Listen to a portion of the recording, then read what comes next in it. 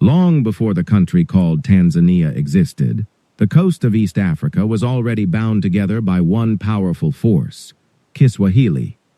Along the shores facing the Indian Ocean, towns such as Zanzibar City, Kilwa Kisiwani, and Bagamoyo flourished as centers of trade for more than 1,000 years.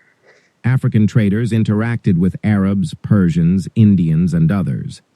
Out of this interaction grew a new culture, Swahili civilization, and its language, Kiswahili. By the 18th and 19th centuries, the island of Zanzibar had become the heart of this world. When the Omani ruler Sultan Said bin Sultan moved his capital there in 1840, Zanzibar became one of the most important commercial hubs in Africa. From here, caravans carried goods and language deep into the mainland. Swahili was not imposed. It was useful. It allowed people of many ethnic groups to trade, negotiate, and travel safely. From the coast, famous trade routes stretched inland toward Lake Tanganyika, Lake Victoria, and the Congo Basin.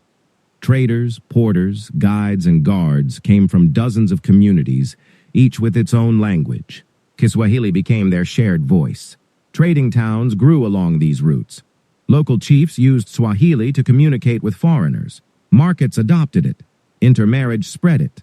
Islam and literacy, often taught in Swahili, reinforced it further. By the late 19th century, large parts of what would become mainland Tanzania already used Swahili as a lingua franca.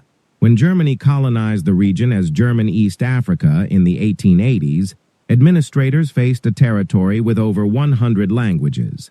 Instead of forcing German everywhere, they chose Kiswahili for administration and education at the local level.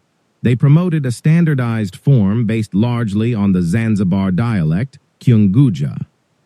Schools, courts, and the colonial army used it, unintentionally strengthening a common identity among diverse peoples. After World War I, Britain took control and renamed the territory Tanganyika. The British continued using Kiswahili in administration, primary education, and public communication.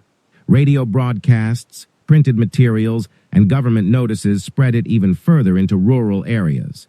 By mid-20th century, most people across the territory could understand or speak it. The vision of one man. The decisive moment came with the leadership of Julius Nyerere. Unlike many African countries where colonial languages dominated after independence, Nyerere believed national unity required an African language shared by all citizens.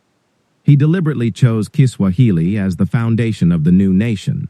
When Tanganyika gained independence in 1961, and later united with Zanzibar in 1964 to form Tanzania, Kiswahili became the national language, the language of primary education, the language of government and politics, the language of national identity. Nyerere himself translated works of Shakespeare into Kiswahili and delivered major speeches in it, showing that the language could express complex modern ideas, not just everyday conversation.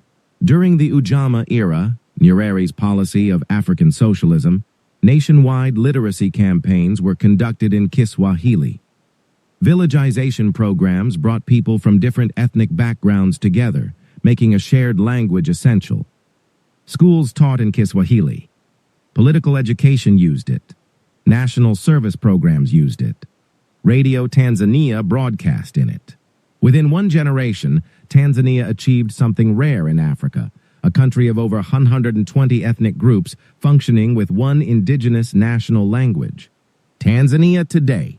Today, Kiswahili is spoken by nearly all Tanzanians, from rural farmers to university professors. It is used in parliament, courts, media, music, education, and everyday life. Unlike in many neighboring countries, ethnic language divisions rarely dominate national politics, a stability many scholars attribute partly to the unifying role of Kiswahili.